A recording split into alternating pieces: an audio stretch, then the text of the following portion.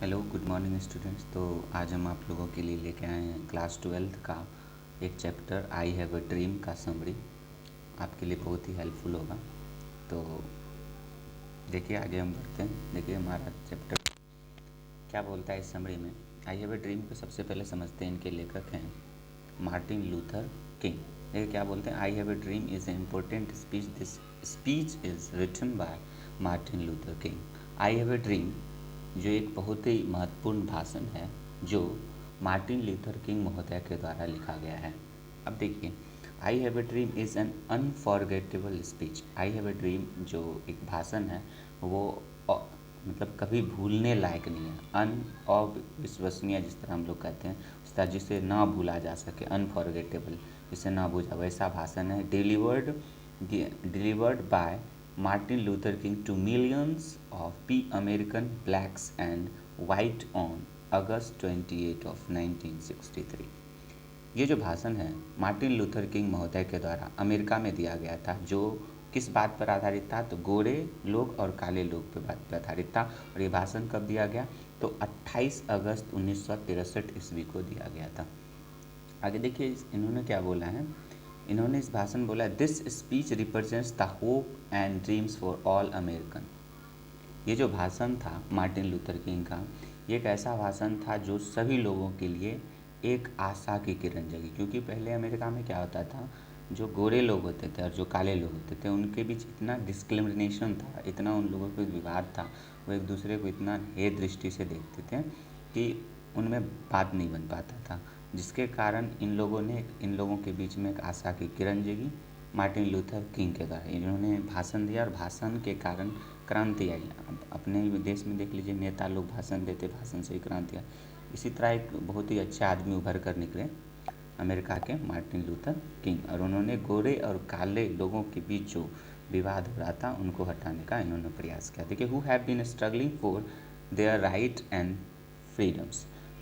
Martin Luther King जो थे वो संघर्ष करते थे किसके, एक राइट एंड फ्रीडम के लिए, अधिकार के लिए और आज़ादी के लिए फ्रीडम करते थे, लड़ाई करते थे।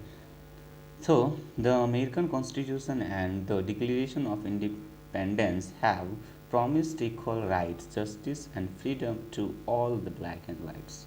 इस प्रकार अमेरिकन कॉन्स्टिट्यूशन में इनके भाषण के कारण जो अमेरिका का जो कानून था उनमें कुछ बदलाव किया गया, डिक्लेरेशन किया गया कि फॉर इक्वल राइट, सभी को बराबर प्रॉमिस किया गया कि सभी को बराबर अधिकार मिलेगा, इक्वल राइट्स मिलेगा, justice, freedom and black and white, एक न्याय मिलेगा, फ्रीडम मिलेगा, आज़ादी मिलेगा सभी लोगों के लिए, चाहे वो गोरे व्यक्ति हो या काले व्यक्ति हो।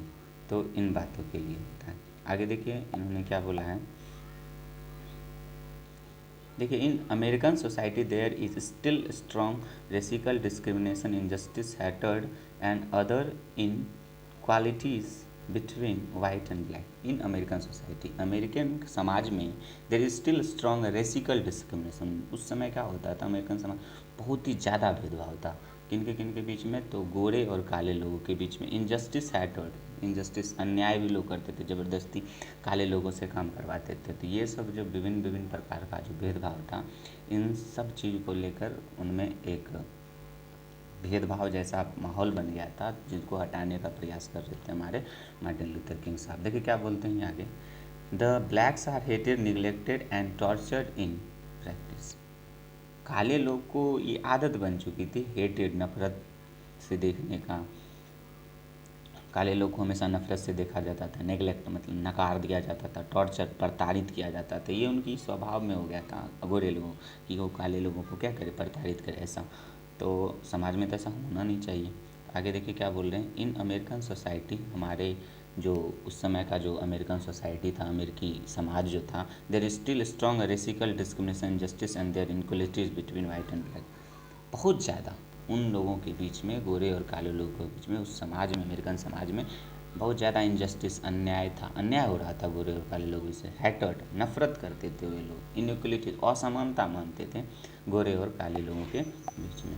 आगे देखिए क्या बोलते हैं, हमारा मे बी लास्ट पैराग्राफ है। देखिए बोल रहे हैं, Luther king argues that there should be an immediate change in the constipation, white the colour of skin is not important. Luther Singh king साहब का ये कहना था कि आज के इस समय में white the colour of skin is not important. तो चेहरे का जो हमारा स्किन, ये जो चमड़ा है, वो कलर से इम्पोर्टेंट नहीं, वो कलर का उसका महत्वपूर्ण नहीं था। अगर आप गोरे हैं तो आप मतलब राजा हो गया, या काला है तो वो मतलब वो काम करेगा। बोले थे colour is not important, what is important in, तो what is important in humanity. तो उन्होंने किस चीज़ को महत्वपूर्ण दिया था, चेहरे के स्किन को नहीं, उन्होंने मानवता को सबसे ज़्यादा महत्वपूर्ण स्थान दिया था। There one day all discrimination and equality will disappear. इसीलिए वो ऐसा मानते थे कि एक दिन आने वाले समय में ये चीज़, जिस डिस्क्रिमिनेशन, जो भेदभाव जो था, इनइक्वलिटी, दैट मीन्स असमानता जो थी, वो एक ना एक दिन आने वाले समय में ख़त्म हो जाएगी। ये विश्वास था किनका, मार्टिन लूथर किंग का। आगे देखिए, all the black and white will walk together and joinings hand as brother and sister. उनका ऐसा मानना था कि एक दिन ऐसा आएगा कि अमेरिकन के लोग, गोरे हो या काले हो, उन लोगों को क्या एक साथ, एक भाई बहन की तरह दोनों एक जगह होंगे। ये इतना बड़ा विश्वास था किन किन को लेकर के, तो अमेरिकन कॉन्स्टिट्यूशन को लेकर, अमेरिका के लोगों के लेकर के, कि एक ना एक दिन हमारे भारत के लोग, या अमेरिका के लोग गोरे और काले का भेदभाव हटा करके एक ना एक दिन सबको अपनाएंगे। देखिए, ऐसा स्थिति हमारे भारत में भी था। तो भारत में ऐसा नहीं था कि कलर को लेकर था, भारत में कास्टिज्म को लेकर था। और आई थिंक आज भी बहुत सारे हैं कुछ ऐसे लोग जो आज भी कास्टिज्म को मानते हैं। तो ऐसा होना नहीं चाहिए। Humanity is important according to Martin Luther King साहब के अनुसार। ह्यूमैनिटी जो है बहुत ही ज़्यादा इम्पोर्टेंट है। हम लोग को भी यही सीखना चाहिए, मानवता को बढ़ावा देना चाहिए, ना किसी कास्ट, कलर एंड रिलीजन को।